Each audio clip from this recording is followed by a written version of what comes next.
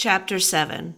The cowboy walked through the dark and stormy world, shouting, "Maybelline! Maybelline! Maybelline!"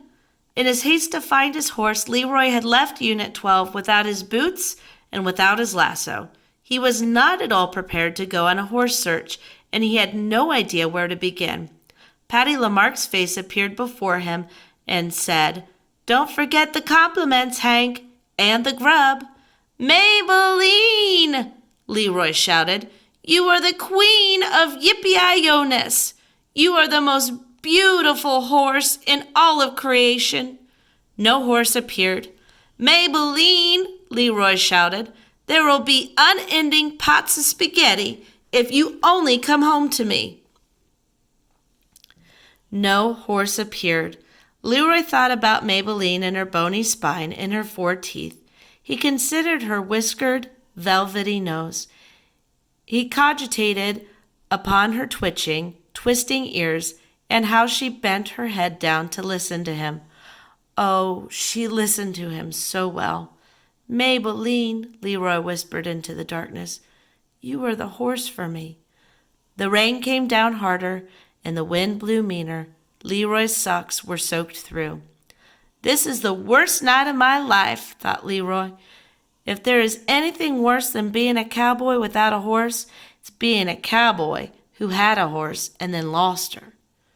The wind howled and whistled, and then the wind grabbed hold of Leroy's hat and tossed it away.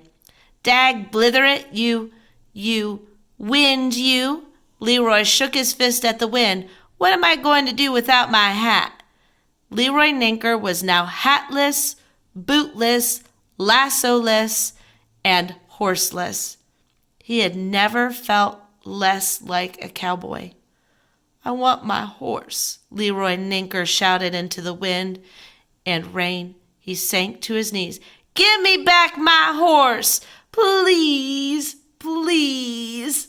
Maybelline, I promise that if I find you, I will never leave you alone again."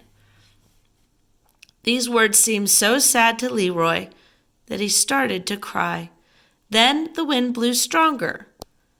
The rain beat down. The world was very, very dark, and the cowboy was lost. Oh, he was lost. And where was the horse? She was lost too. She was lost.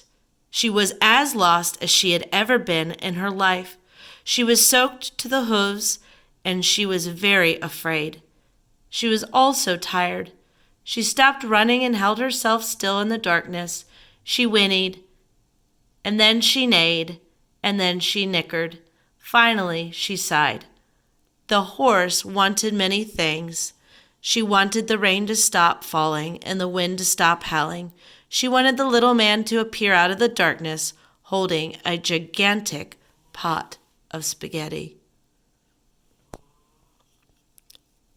But more than anything, Maybelline wanted to hear the little man's voice. The horse needed to hear some beautiful words. But there was no little man, and there were no beautiful words. There was just darkness and rain and wind, and since Maybelline couldn't think of what to do, she started to run again. She ran without thinking or hoping. In the darkness, the horse went one way, and the cowboy, alas, went the other.